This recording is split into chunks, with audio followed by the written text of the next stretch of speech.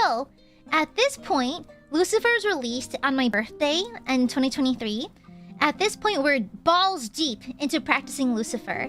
And so, I was stumbling on words so much because it was my first time covering a Japanese song. And so, girl, my coach does not speak Japanese.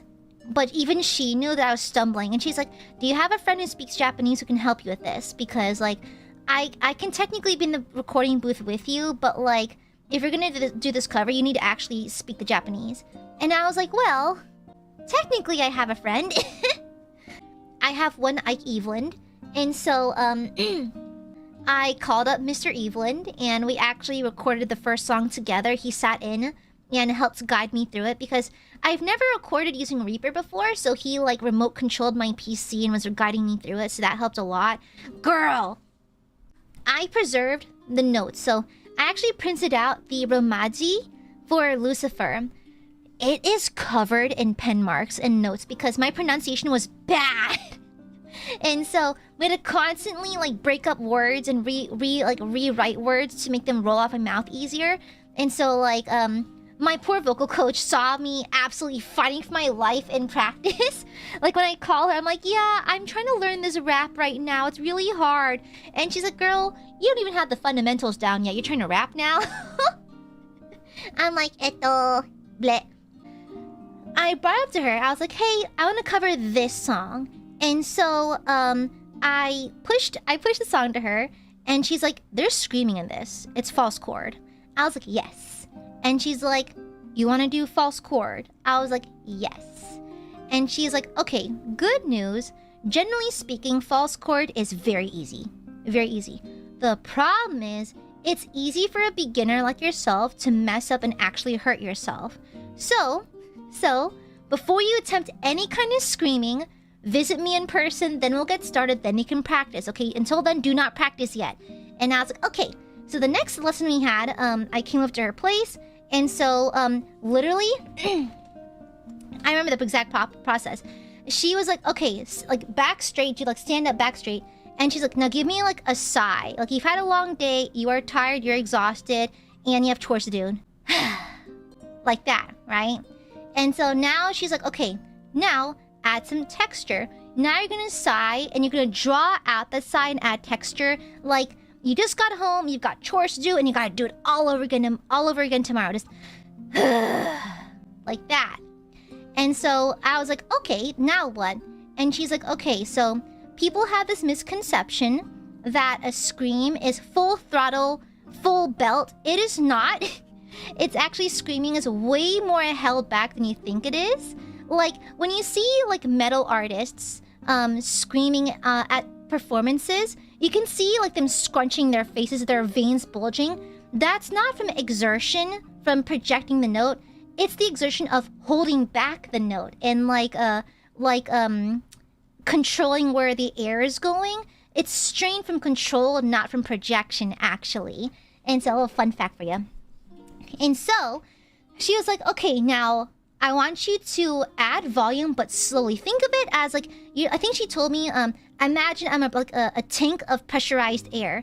I'm slowly releasing the air valve, so I'm not puncturing it all at once. I'm not coming all out at once. She said just to release it a little bit. So, high pressure, like, slow output kind of scream. And so that's how I kind of got to that point. And once I learned how to safely do it, she was like, as soon as you feel any kind of discomfort or pain, stop.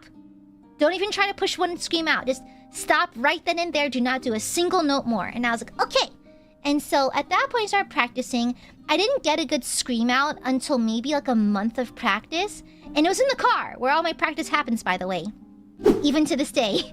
So because vocal coach Chan is not a proper metal screamer, like a metal like musician or like has like much expertise with it, I sent her a sample. So I managed to get a scream out in the car.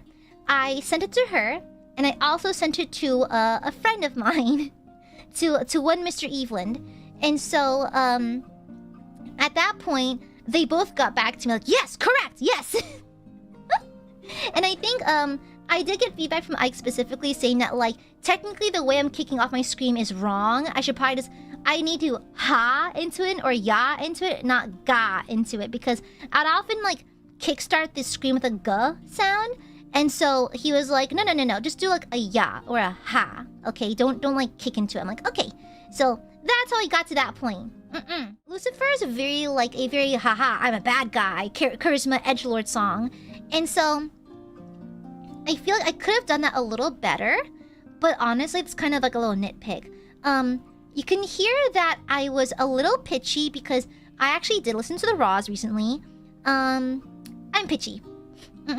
Yeah, a little pitchy, but that's just inexperience showing. But for Baby's first cover from very much a non-singer, this is good! This is pretty good. I have no complaints. It's actually pretty solid. And like the growl, like Banzai, Ningen sama, that's good. Solid growl. Very, very good. And that's actually Ike's idea. I was actually like, Banzai. But he was like, no. Can you go back? Can you add some texture? Can you like, maybe it's like a little growl or something. And so like, girl, I had to like wrinkle my face into a snarl. I had to essentially like scrunch my face and become a little goblin. Banzai! It was a little difficult for me. I'm not used to doing that kind of thing. And so like Ike was always such a sweetheart because he was always keen on like pushing me, like, no, try it though. Like very much because like he would not judge me if the note was off or if I sounded bad. Like literally, he wouldn't even use the phrasing "you were off." He's like, you can make it tighter. Like that kind of thing. It's like, it was never like, I guess growing up in a family where like mistakes were punished, or like, that sounds brutal, but like I'd be criticized if I made mistakes. It was so like weird and like openly, like very relaxing to have someone present who is like, if you missed a note, he's like, you can be a little bit, but that was good, but you can do better. Yeah, it was never that was wrong. It's always you can do better, you know? So it made the recording process actually very smooth. It only lasted, I think, 3 hours. So pretty good. Bizarre Food is up there in terms of songs that, like, honestly, ate that shit up. So, fun fact, initially, I was going to sing the mains an octave below, because it's it's very high, and like I have to full like stand up, hand on stomach, chest out to even hit the notes. Like I can casually hit like notes when I'm sitting and that kind of thing, but this one requires full stand at attention type shit. And so I was going to go and so like when I was recording, so I think this is the last song I recorded with Ike because it's a metal song and I just wanted help, you know? And so I was like, so I was recording the song, and Ike goes, so how come you're not hitting the original octave? And I was like, yeah, I don't think I can, man. It's too high for me. And he was like, nah, I can hit it. I was like, do you think I can? And he's like, well, like try like a hand on your belly, full just full send it, full send it. You have to full send. You can't just be shy about it. Just full send it. And I was like, it's not gonna sound good. He was like, just try it. It's no worries, try it. And so I did, and that's what we ended up going with. And so we ended up using the original octave, because I don't think many people who cover the song actually go for the original octave because it is that high.